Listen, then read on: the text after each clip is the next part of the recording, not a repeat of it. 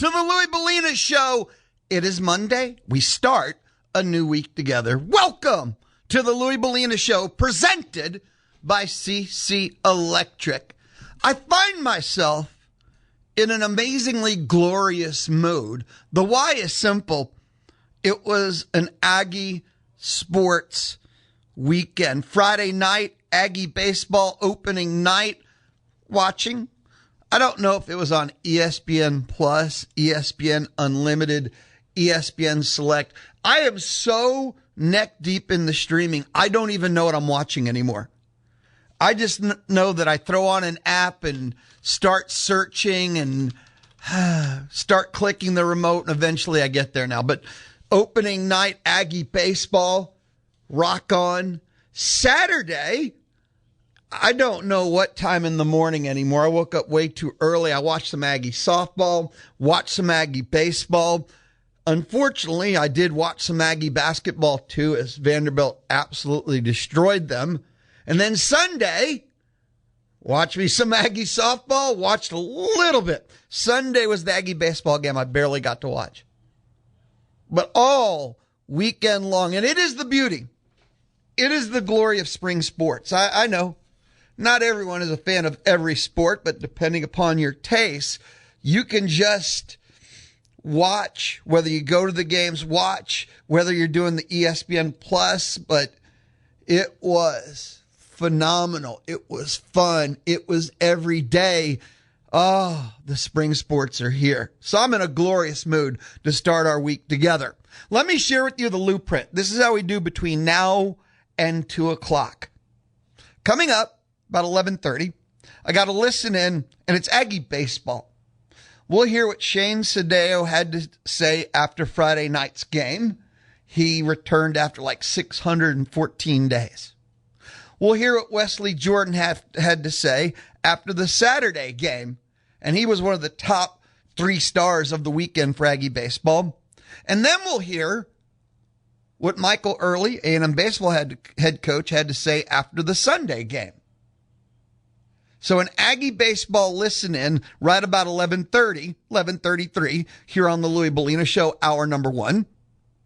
At 12 o'clock, we'll head out on the D4 Land Services hotline, and we're going to hang out with Mitch Light of The Athletic. That'll happen on the D4 Land Services hotline.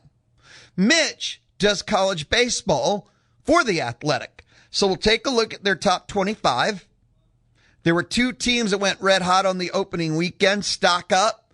2 teams that, face planted, stock down. So Mitch Light, college baseball, college football, the national scene on the D4 Land Services hotline at 12 o'clock. Also today, here on the Louie Belina Show, 1:30, Mike Elko, spring press conference, live. Today on the Louie Belina Show, 1:30, A&M football head coach Mike Elko is going to have a spring press conference. We will listen live at 1:30. There's more. Oh, there's always more. 11:55 here in our first hour, 51 minutes from right now. High school sports update, thanks to Kelly Burt Dozer. Every Monday, every Friday, every Monday. High school sports update, thanks to Kelly Burt Dozer. And we now begin registration to win tickets to go sing, that works too, Creed. You know, take you higher. That Creed at the Houston Livestock Show and Rodeo. Here on the Louie Belina Show, I try and send you out to all the places you want to be. The Troubadour, Houston Livestock Show and Rodeo, Creed, Aggie Baseball, Aggie Football. I do. I try. I send you out to the places you want to eat. It's the lifestyle of a sports fan. Sure, we go to the games, man, but a good concert, good barbecue, life is good. I've got tickets to go see Creed at the Houston Livestock Show and Rodeo, and that is thanks to Grachalski Sausage Company. Last couple of times we've sent you out to the rodeo, it's been thanks to Grachalski Sausage Company. Pretty fired up about this. Each day, just going to have people register, and maybe it's going to be caller 5, Maybe you'll text in. Just listen in. I'll throw up the bat signal. It's not complicated. I don't believe in a lot of hoops. Shouldn't have to work for, just play along. We have fun. Groholski Sausage Company, want to give you a heads up, has 2 locations now. They're on South Main Street in Bremont. That's the OG location. But they have a new location, well, newish, on South Main Street in Calvert. And they're old school. Since 1952, artisan processing. They have their own Polish recipes from way back in the day. If you're into those custom meats and sausage and everything, check it out for yourself. Groholski Sausage Company. So listen in. Day 1, it all begins. Registration to go see Creed at the Houston Livestock Show and Rodeo. That's a lot of Louie Belina show. It's how we roll. I believe in starting the week right. None of this, it's Monday and I'm tired and Monday blahs and all that garbage. We don't do that here on the Louie Belina show. At any time, text me, text any guest, questions, comments, opinions. 979-693-1150. 979-693-1150. Text message number. Hit send. I'll see what's up inside the Texas Mobile One Lube Express inbox. Texas Mobile One Lube Express, owned by Gabriel Garcia. 979-693-1150. I decided we'll begin the day with the fun. That's Aggie Baseball. They swept Tennessee Tech. 45 runs over 3 games. 15-6 opening night. 23-7 Saturday. 7-1 on Sunday. It was a home run derby kind of weekend. They actually set a school program record by scoring 38 runs through the first 2 games. That was the most runs scored by A&M in the first 2 games of a season since 1946. Okay. Not a school record, but since 1946. What's kind of funny, at least it was to me, they do their home run tracker. If you ever follow Aggie Baseball on their socials, and I like to, Twitter X, yes, it's an absolute cesspool. If you cater what you follow, don't follow the things you don't want, it is a nice compliment in addition to, for most of the sports things I enjoy. And Aggie Baseball on the socials, they have their home run tracker. So like Caden Sorrell, who he was hitting this weekend like a man who was making up for lost time. Caden Sorrell went 9-15, 3 homers, 10 RBIs. He stole 2 bases. Outstanding opening weekend. And on one of the homers, and it's a graphic they put up, Bluebell Olson puts a little marker where the home run for the player went. 175, miles per hour was the exit velo, hit it 431 feet, launch angle of 32 degrees. But the Aggies were hitting so many home runs, it was starting to get confusing to follow the home run tracker, the graphic, because it was like, wait a minute, that's the kind of epicness it was, the kind of feel-good opening weekend. Anytime you sweep, and when you play a Tennessee Tech and next week Penn, anything less than a sweep is not a good result.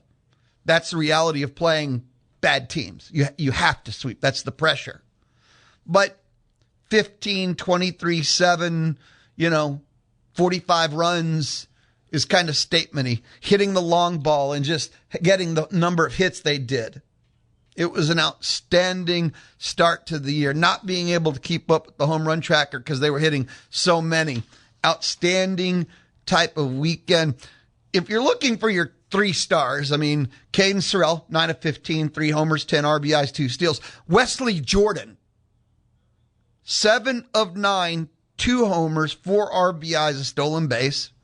I want to give a pitcher in there, and I think Aiden Sims, Sunday, starter, 1 run, 6 innings, probably gets my 3rd star. If you have a different list, you can text.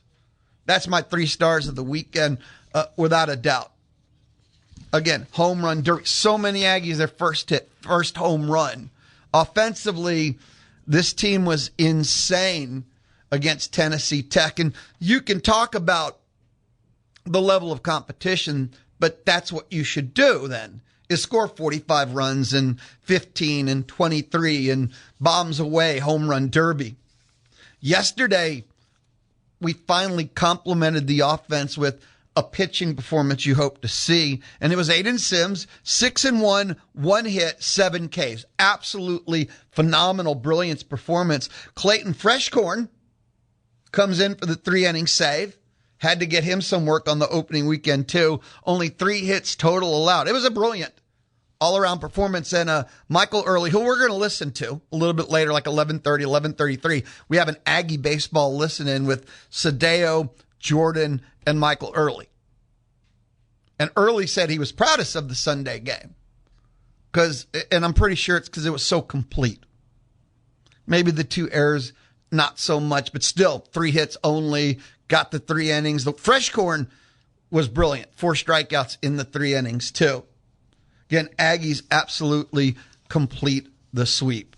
Up next, tomorrow, the midweek, A&M Corpus Christi, and then Penn over the weekend. 4 more opportunities to play as many players as he can.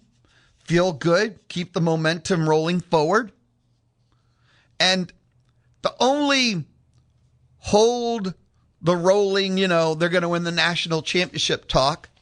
Last year, they swept also Elon, and they broke like 30-something runs in the 3 games there, too. So last year, they swept and scored 30-plus, and, they struggled on the Friday. That was a 4-2 game, if I remember right. But then 16 and 12 and 30-plus in a sweep, and they were off to the national championship.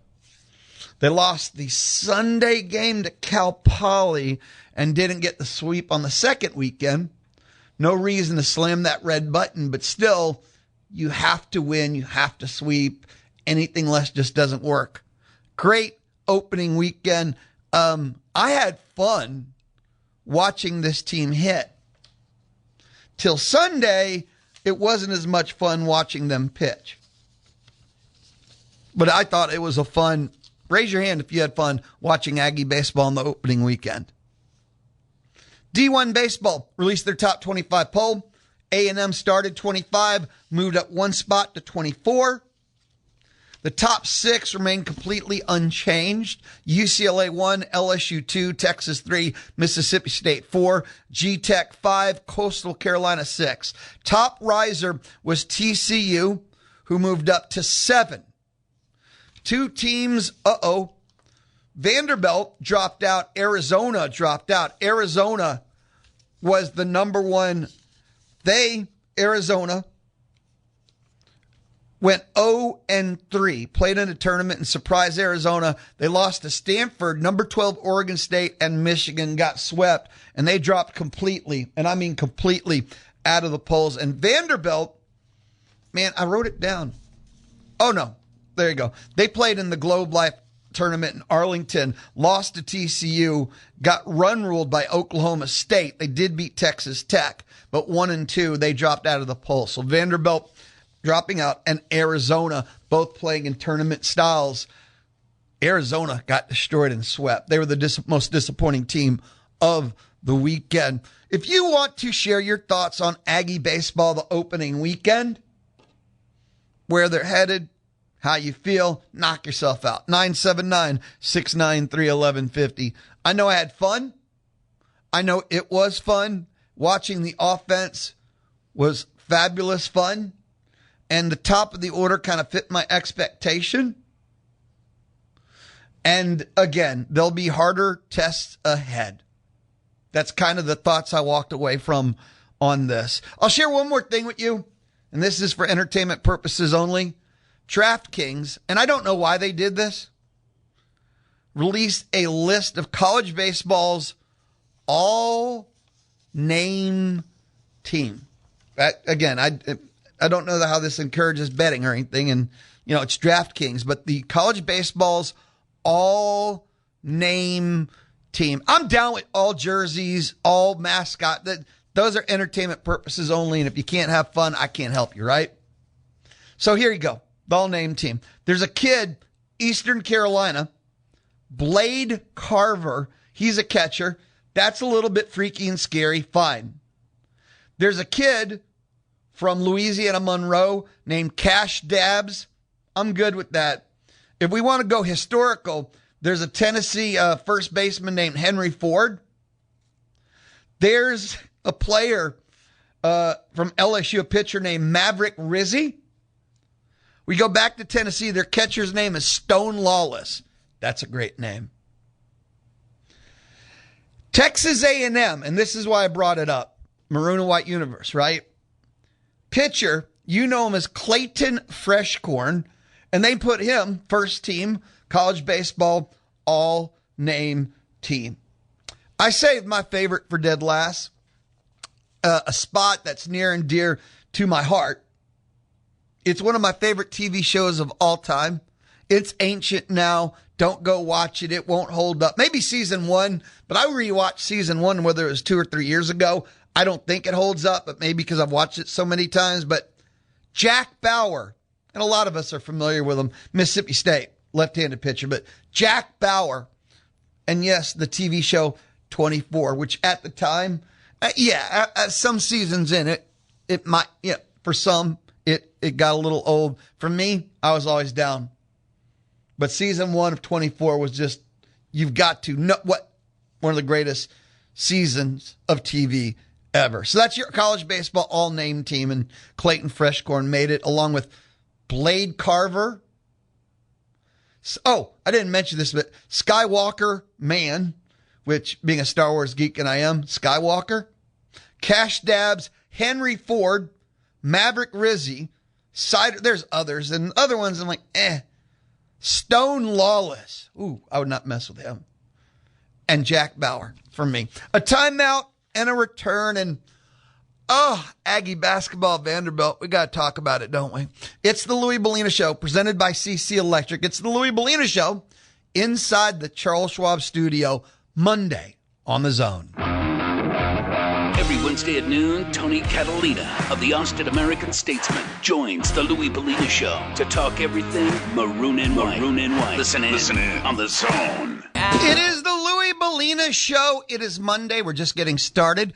In about 10, 11 minutes, a listen in Aggie Baseball, Sdao, Jordan, Earley from over the weekend.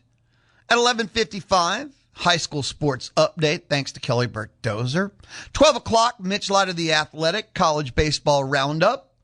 Joins us on the D4 Land Services hotline. At 1:30, live, Mike Elko, spring football, his press conference. We'll listen live together at 1:30. So that's all just still to come, just a part of what we do, Louie Belina Show.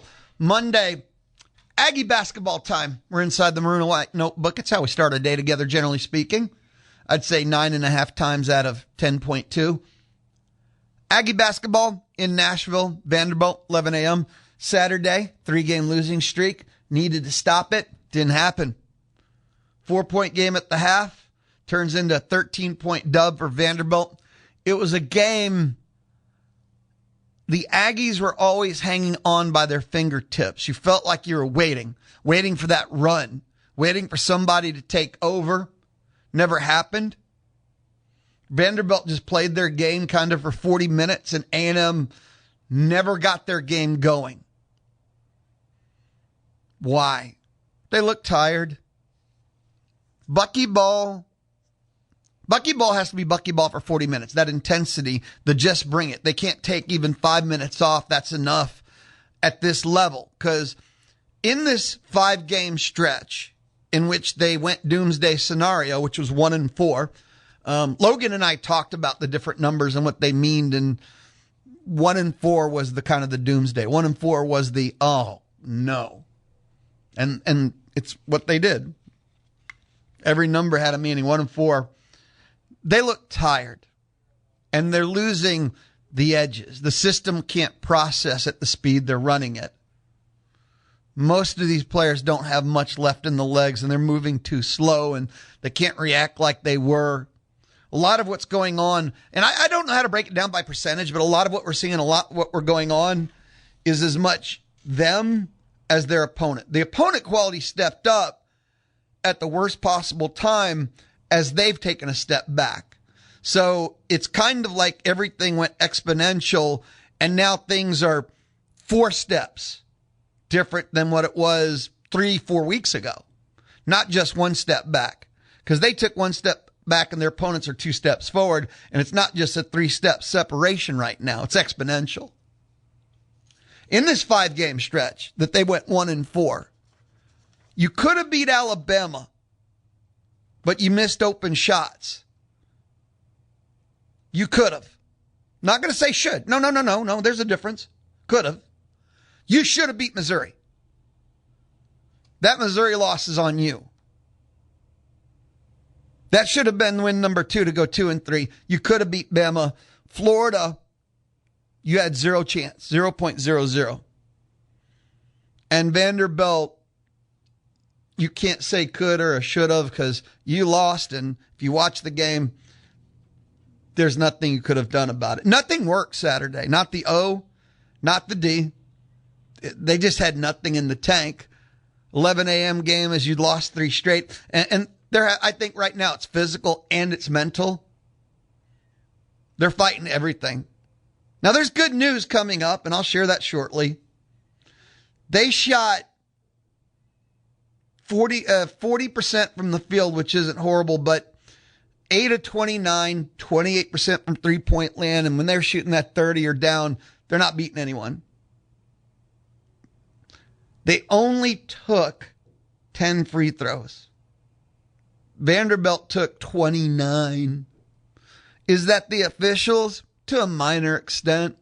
But they don't have the legs anymore to go into the defender, or the confidence, I think, to attack anymore like they were. You have to have the confidence to go into the defender. And in Vanderbilt, they got 13 points, not a blowout. You know, it gets out of control late, but they never felt in it. Even at 4 at the half, it felt like they were hanging on. They never made the run. The defense never forced 3 turnovers in 5 possessions. That's part of the whole making a run either. It just never happened. Marcus Hill, 20 points. He was the only hot hand. He was the only player in double digits, by the way. The only player. Zach Clements had another nice game, but I felt like when we talk about the officials, who I give 0 blame in the loss, but they seem to know the A&M reputation for fouling and specifically which players. Because like Zach Clements and Federico got 0.0 leeway. They were being whistled for ticky-tacky. And you could say that technically it was a foul, but no one calls it that tight, especially with Vanderbilt getting allowed to be a little bit more aggressive maybe. So these officials were well-versed that A&M fouls when they play defense, and they do. That's one of A&M's. How did they get better? I don't know about this year, but in the future, you got to learn to play D without fouling. A&M fouls. And who on A&M's team are the most culprits? Clements, because he's usually late, and Federico just can't move. They're both late. That's the common theme. And A&M has now lost 4 straight, and they went 1-4 in this key stretch. Bucky, after the game, said a couple of things that are gospel and truth, whether we want to accept it or not. Number 1, everything is in front of us. The season starts Monday is the mindset. We've got to get back and take business because we're going to have great opportunities. That's not just some sticky hokum thing. It's gospel. They're sitting at 7 wins. They got 6 games left. They got to get 3. If they end up at 500, and what that would mean down the stretch, and what their record would be down the stretch second half of the season, at 9-9, I don't know if they make the NCAA tournament. I'm going to be fair to you. They need 10. I think they're in at 10. I have no fear at 10. That means they need 3 more wins in 6 games. They have a schedule that I think has 10 wins just built into it. Even as they're struggling, I think they can go 3-3 as a struggle bus team in the last 6. 4 wins, comfortable, no conversation. Maybe they can be an 8 instead of a 9. Okay? And the more time, and I'm talking about the players, we as fans have nothing but time. That's why we have message boards, sports talk shows, Twitter X, and all the things we have to discuss. So we can talk about the past, the future, and the present. For the team, the 4-game losing streak means nothing. Because of all the wins they got early, all they have to do is make sure you get 3 more in 6. You know what they have this week? Ole Miss, home, and then the Saturday game, they're going to Oklahoma. Ole Miss is 3-9, and they've lost like 7 straight. Oklahoma's 3-9. SEC play records, right? No excuse. Doesn't matter you lost 4 straight. Doesn't matter you're physically tired. Doesn't matter that mentally you're struggle bussing. You win these 2 games. Take all the excuses off the table. Your 4-game losing streak just has to, get over it. Be a 2-game winning streak at the end of this. And then you need basically 1 more win with 4 games to go. You got Arkansas, 9-3. They've won 3 straight. They're going to be like a top, 4 or 5 in the NCAA tournament. You're going to Fayetteville. It don't look good for you. You got Texas, who at one point was bubbly. They've won 4 straight. They're safely in. That's going to be a brutal matchup. And then you got Kentucky, who you're at home, but it's a short rest Tuesday. And you finish the year with LSU. Sure, you go to Baton Rouge. They're 2-10 and lost 3 straight. So Ole Miss, Oklahoma, and LSU is kind of like the no excuses. You only lose to them if you wallow in the moment right now. But if you just show up and take care of your business, you're going to beat 2 teams this week, and you'll have LSU at the end of the year. You're going to have your 3 wins. You're going to be 10-8 in SEC play. You're going to go to the NCAA tournament. We can lament the things that didn't happen, but it's taking care of what's left to not throw away all the good you did do. That's it. That one Bucky statement, man, the season starts Monday. Because if you don't beat Ole Miss, Oklahoma, what, you're going to steal one from Arkansas or Kentucky or Red Hot Texas? You got to go steal games now? That's the position you're going to put yourself in? Yeah, look, the higher order goals that some of us are dreaming about in relation to Aggie basketball are gone. They're not pulling 5 seeds and 6 seeds. They're not winning the SEC. Now it's about sticking with that goal we had before the first game, make the NCAA tournament. The only thing I think we should talk about and be evaluating is what has to happen to make the NCAA tournament. That was always the goal. They just did so good, we dreamed bigger. Let's stick with the mission. By the way, this morning I took a look at Lenardi bracketology, right? Even with 4-game losing streak, and this tells you the work A&M did. A&M's not a bubble team. They're not last 4 buys. They're not last 4 in. A&M's lose either game this week, they're going back to the bubble. But they're not there yet for Aggie basketball. When we come back, Aggie baseball, a listen in. Sdao from Friday. First, pitching in like 614 days, was it? Wesely Jordan from Saturday, and then it's all wrapped up by Michael Earley from Sunday. An Aggie baseball listen in. That's what's next here on the Louie Belina Show, presented by CC Electric on the Zone. This is the Francis Valley's only all-sports station, The Zone. 1150 AM and 93.7 FM. The Louie Belina Show from inside the Charles Schwab studio on a Monday.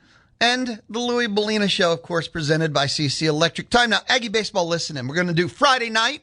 Shane Sdao, his return to the mound. Here's what he had to say. You got questions for Shane. Shane, how'd it feel to be back on the mound tonight? How do you think you did?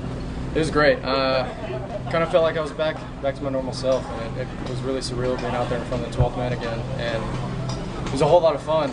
And I haven't thrown that many pitches, I don't think, at all in my college career. So it's great to go that deep in a game. What were some of the maybe emotions you felt before the game? Did you take a second to kind of take it all in with the long journey you've had back? Absolutely. I had goosebumps all the way up until first pitch. I mean, I threw down to second base like faster than normal with a lot more time on the clock than I normally do, just so I can look around and kind of take it all in. It's pretty special. And it was a great crowd tonight, and I'm very happy that I got to be out there and experience it. What was going through your mind while you're taking all in that moment? Is it kind of a looking back on the journey to get back there kind of thing? Yeah, I think it's a little bit of like, wow, I made it back to where I want to be, and I'm at the main course of it, and I think that me being out there is just a statement of how hard I've worked and how much I've gone through to be in this situation. At what point in the game did it feel like, all right, like all that is all the emotions there, but now I'm just kind of in rhythm throwing here? When did it? I'd say after the first batter. I mean, I locked it in pretty quick. I have a tendency to do so, and I get my competitive edge pretty quickly.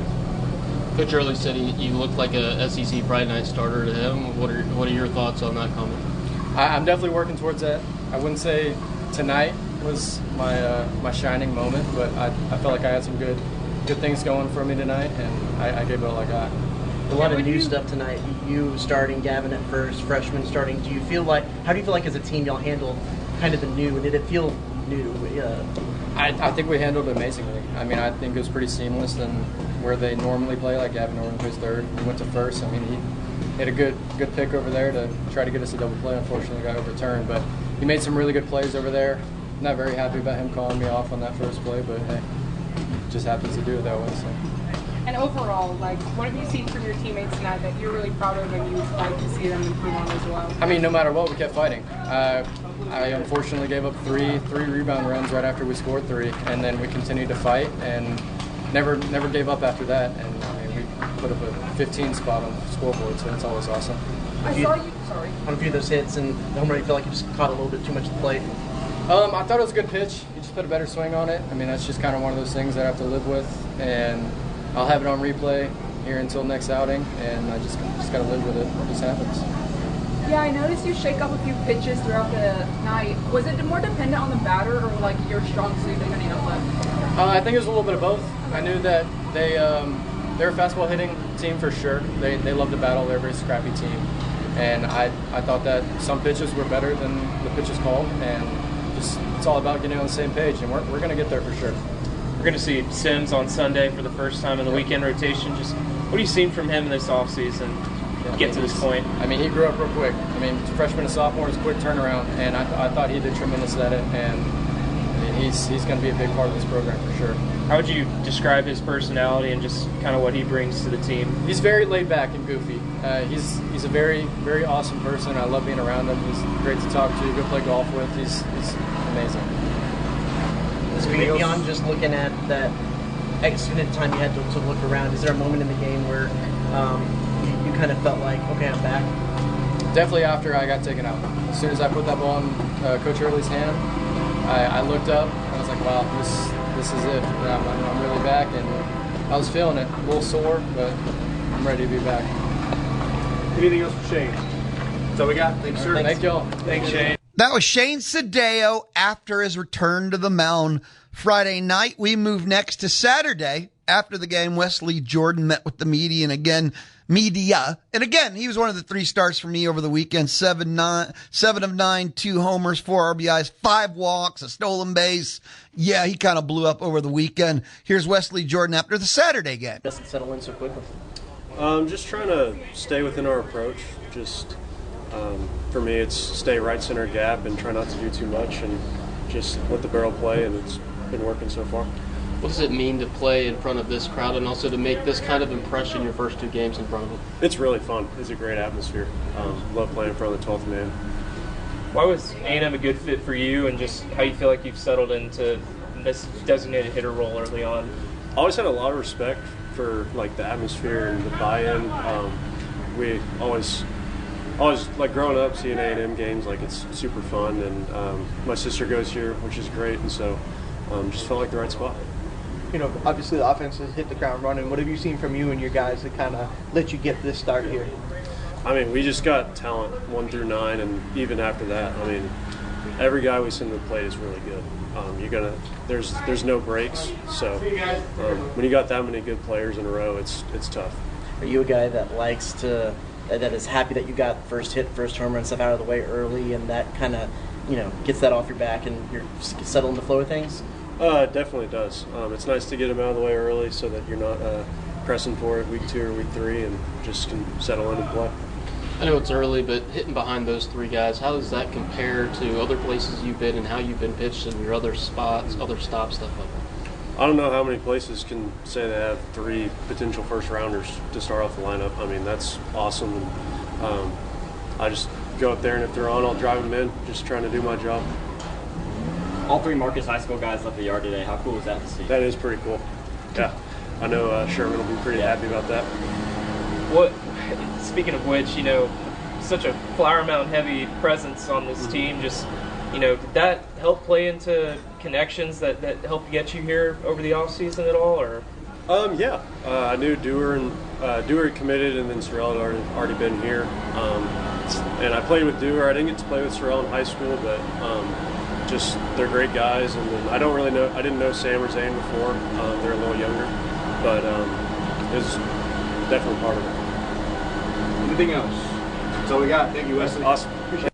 That was Wesely Jordan after the Saturday game. Again, he had one of those blow-up weekends. And we wrap up our Aggie Baseball listening with the head coach, Michael Earley, after the win Sunday, after the sweep, his thoughts on the game, and, of course, the entire weekend. Aiden Sims, 6 innings, 1 run, 1 hit. What'd you see from him today? I thought he did a nice job. I thought he, they're somewhere in the middle, little shaky, but he competed and got outs and found it. What is it, about the 5th? He came back out, looked like he had a breath of fresh air, and got back in there. So that's what he's been doing all year. He's actually been better than that in practice.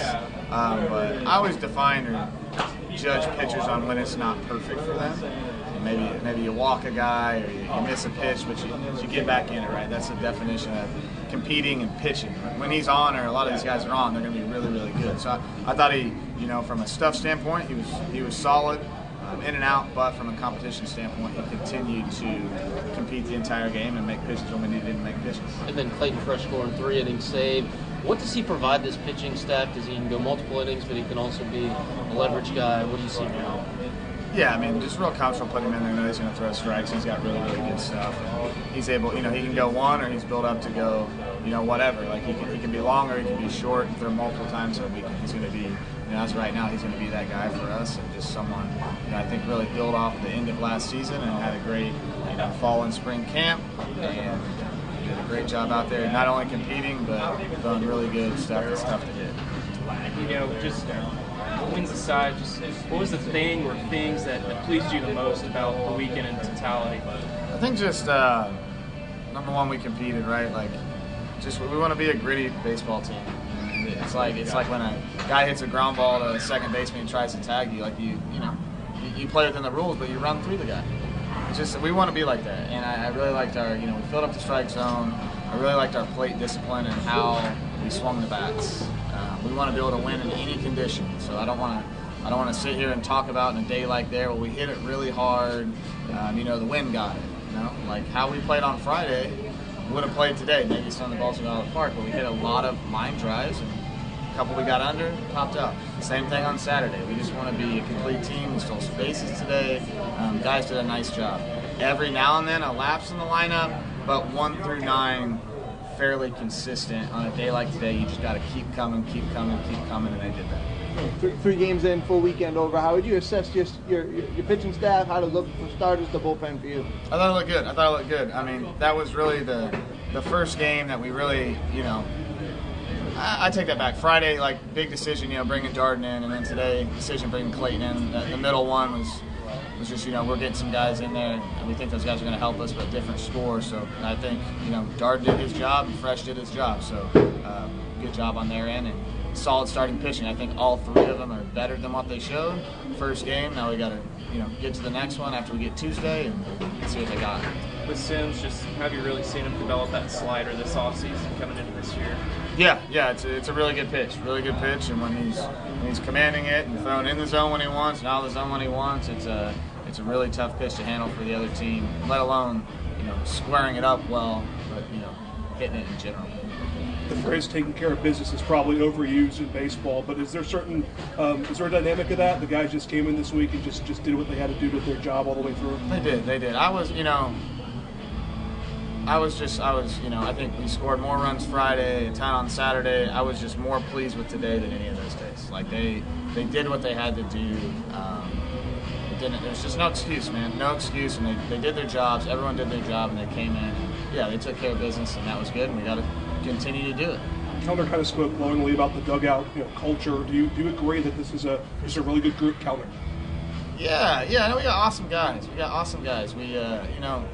we always have since I've been here. I think A&M attracts a certain type of kid, and we want to be a reflection of what this place is, and university, and we got those type of guys. So I think A&M is the definition of culture. So yeah, I'd agree with that a lot. Chris was sick today. Is that what was up with him? He was just, he wasn't feeling right. And he'll be fine. Well, Tuesday we'll see where he's at, but nothing. 22 RBIs out of your freshmen and your transfers. What can you say about this early kind of synergy? Good. Yeah. I mean, guys, again, to get an RBI, you must be in a situation to get an RBI unless you hit a solo home run. And we probably left some out there, but just doing your job when it's your time to do the job, and have to be those guys to come up. And there's no drill for hitting with the guy in scoring position. It's about controlling your heart rate, not trying to do too much, getting your pitch, hitting it hard, and hope you don't hit it right at someone. That's all you can do. And then when you do the same thing over and over again, as long as you're doing everything right, and you hope it happens that time, and they're doing it. 3 games in, you learn anything new about your club? Today, it's nothing new, right? Like, they've been doing this. We felt extremely prepared. We felt like this is the type of team we were coming in. And again, I think today speaks volumes, and it's a step in the right direction. We want to stay that direction on who I think we are. Anything else? That's all we got. Thank you, Coach. That wraps up our Aggie Baseball Listen In. It started with Shane Sdao from Friday, Wesely Jordan from Saturday. That was Michael Earley after the Sunday game, talking about the Sunday game, but really the entire series. And Aggie Baseball Listen In here on the Louie Belina Show, presented by CC Electric, built on faith, family, and community. When we come back, high school sports update, 11:55, thanks to Kelly Burt Dozer. We wrap up our first hour together here on a Monday, here on The Zone. Make sure to get the podcast of TexAgs Live, The Louie Belina Show, or Chip Howard Sports Talk Daily at zone1150.com and everywhere you get your podcasts. It is the Louie Belina Show from inside the Charles Schwab studio. Monday, first hour. Low cost, full service, best of all local. That is Schwab. Mark Sim is right here in College Station. He's our local Schwab agent representative. You can find him online. Go get more info at schwab.com/College Station. Charles Schwab and Company Incorporated, member SIPC. We're going to stay maroon and white. I saw this, and I get confused sometimes, and people are like, we know, Lou. We know. I don't know if it's Twitter. I don't know if it was X. I don't know if it was Facebook. I know it wasn't the talking tickers. But Texas A&M football, creative students wanted. Apply now. Okay. So if you're a student at Texas A&M and you're creative, or you know a student at Texas A&M and you believe they're creative, here's what their requirements. Current Texas A&M student in good academic standing. So basically, I never would have been eligible for this. I spent my entire life on Scope Row trying to, you don't want to know. It was bad. Requirements: game day and weekend availability, consistent weekly availability, reliable, professional, and team-oriented. Ooh, I'm always reliable. Professional is debatable. Team-oriented, just as long as I like the team. So, man, I never could have got this job when I was a student. Strong communication and willingness to learn. I got both of those. But, yeah, I think I'd already been DQ'd on a couple of these. Now, what are the benefits? Game day access at Kyle Field. Hands-on experience with Texas A&M football creative. Portfolio, career and resume development. Networking with athletics and creative staff. Now it's kind of like all that other stuff is pretty generic. I mean, it sounds cool, but I still don't know what it means. Here was when I went bingo for this job. Texas A&M football, Adidas gear. So you get free football gear. So if you're a Texas A&M football creative student, you can apply now. They're looking for help with creative for Aggie football. Game day, you get free gear, resume building. Just if you're a student and you hear this, go, go, go. If you know a student at A&M, go, go, go. You get free football gear. What else do you want? Game day access at Kyle Field. Hands-on experience with A&M Football Creative, portfolio, career, and resume development. So I've been lucky. I've been at Bryan Broadcasting since 91. My job every 2.5 to 3 years. Okay, promoted, new, etc. So I haven't job hunted since then. And I remember someone asked me, hey, can you help me with your resume? And I kind of said, of course, instinctively, I'm always going to help someone. But then I went, wait a minute, I can't even spell resume anymore. And it made me realize, like, if I had to put together a resume, how screwed would I be right now? Because I've been lucky enough to not have to. Holy cow. 979-693-1150. A couple of quick text messages from the Texas Mobile One Loop Express inbox. Dustin said, let's be honest, last year A&M baseball struggled versus not great competition. So yes, it may not be a huge deal with the sweep, but it's a great start. Yes? Okay. Ryan and Laporte, the fouling stems from a lack of fundamentals. Oh yeah, Aggie Basketball. I don't know if I've seen an Aggie box an opponent out for a rebound once in the last 4 games. Have to play fundamental basketball to win when you are that outmatched size-wise. Yes, absolutely. I was talking about that. They have a rep as a fouling team, so the refs are calling them for fouls, and the players that have the rep are getting called ticky-tacky right now, too.